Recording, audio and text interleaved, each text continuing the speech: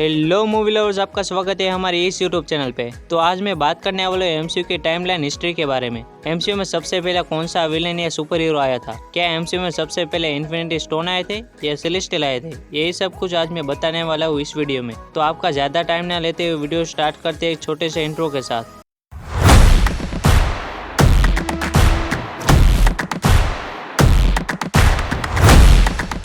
जब MCU universe की रचना हुई तब सबसे पहले मेलेकेत वाले लोग आए थे, जिसको आपने थोर द डार्क वर्ल्ड में देखा ही होगा। ये डार्क एल्व्स यानी मेलेकेत के लोग सबसे पहले आए थे एमसीयू के यूनिवर्स में, जब यूनिवर्स में अंधेरा का साया था।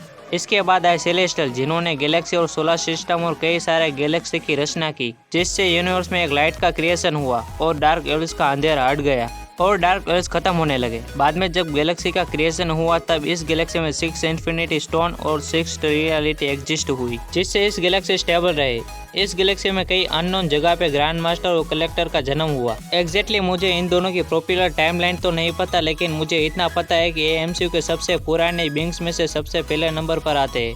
बाद में सेलेस्टियल ने अपने अर्थ का सोलर सिस्टम क्रिएट किया, जिससे वो फ्यूचर में इस 9 प्लेनेट में से किसी एक प्लेनेट पे अपना सेलेस्टियल का बीज बो सके। इसी कारनामा को जारी रखते हुए सेलेस्टियल ने डेविएंट्स को बनाया, जिसको आपने इटरनल्स मूवी में देखा होगा। डेविएंट्स का काम था कि सेलेस्टियल जिस भी प्लेनेट को चुने अपने बीज बोने के लिए, उस प्लेनेट को खतरे से बचाना और वहाँ के खतरनाक बींग से एलियंस जाति को बचाना। लेकिन उसका उल्टा होने लगा और डेविएंट्स एलियंस को जाति को मारने लगे।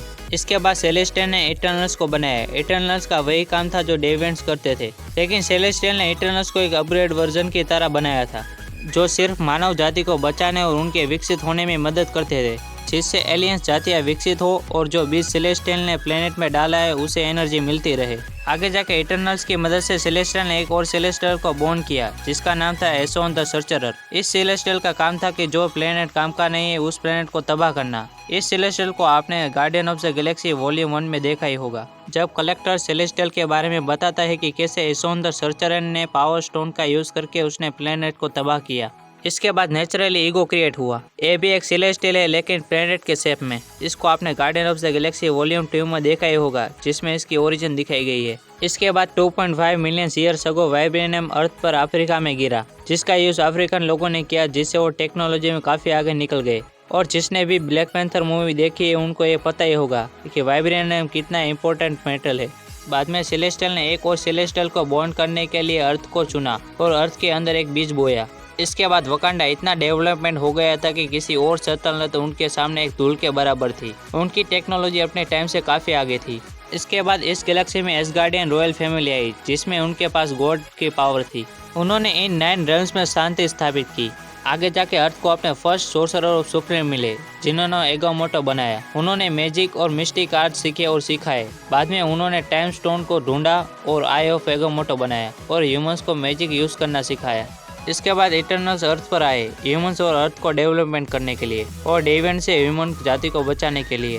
बाद में 3460 बीसी में ओडिन और सर्टर के बीच वॉर हुआ, जिसमें ओडिन ने सर्टर को हरा दिया और रैग्नारोक भविष्यवाणी रुक गई। आगे जाके 2988 बीसी में डार्क एज और मेलेकेत वापस आए। वो रियलिटी स्टोन के यूज करके वो पूरी दुनिया को फिर से अंधेरे में लाना चाहते थे, लेकिन ओडिन के फादर और एसगार्डियन आर्मी ने मेलेकेत को रोक दिया और रियलिटी स्टोन को छुपा दिया। इसके बाद 2000 और 3000 बीसी में अर्थ के पॉकेट डायमेंशन में टालो का क्रिएशन हुआ। टालो अर्थ की टेक्नोलॉजी एनवायरनमेंट से काफ़ी सिमिलर और अलग था। इसी टाइमलाइन के बीच डार्कनेस और डार्क एंटिटी ने उनके ऊपर हमला किया, लेकिन उनके ड्रैगन और उनके लोगों ने उस डार्क एंटिटी को मोस्टर को एक दीवार के पीछे कैद कर लिया। अगर आपने शैंग-ची देखी है तो आपको पता ही होगा।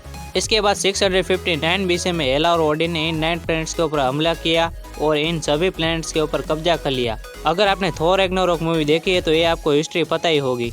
आगे जाके 79 एडी में लोकी सीरीज का इवेंट आता है, जिसमें लोकी अपनी थियरी मोर्बियस को बताता है कि अगर किसी टाइमलाइन के एक बड़ा विनाश होता है तो वहाँ से कोई एक अलग टाइमलाइन नहीं बनेगी और वो शाखा जैसी है वैसी ही रहेगी। इसके बाद 950 एडी में ओडिन ने हेला को कैद करने के लिए सभी वेलकरी को भेजा था, लेकिन हेला ने सभी वेलकरी को मार डाला। इसके बाद ओडिन को खुद को आना पड़ा था हेला को कैद करने के लिए। आगे जाके 964 एडी में टोन्सबर्ग में ओडिन और फ्रोस्ट जायंट के बीच वॉर हुआ और काफ़ी टाइम के बाद ओडिन ने फ्रोस्ट जायंट को हरा दिया और उनकी पावर सोर्स छीन लिया। इसके बाद 1360 एडी में एंशिएंट वन बोर्न हुई और सोर्सरर ऑफ सुप्रीम बनी और वो डार्क डायमेंशन से पावर लेती रही, जिससे वो 700 सालों तक जिंदा रही। इसके बाद का लास्ट इवेंट आता है 1693 एडी वाला, जिसमें अगाथा हार्कनेस बॉर्न हुई और उसने दूसरी विचर्स की पावर को छीन लिया। इसके बाद की सभी टाइमलाइन एमसीयू मूवी के साथ स्टार्ट हो जाती है, जहाँ पे captain America the first Avenger, iron man 1, iron man 2, Thor और अवेंजर इसके बाद आप जानते होंगे। और आपको किसी भी टॉपिक के ऊपर वीडियो चाहिए तो मुझे कमेंट में बताना और हमारे इस वीडियो को लाइक और हमारे इस चैनल को सब्सक्राइब कर दीजिए।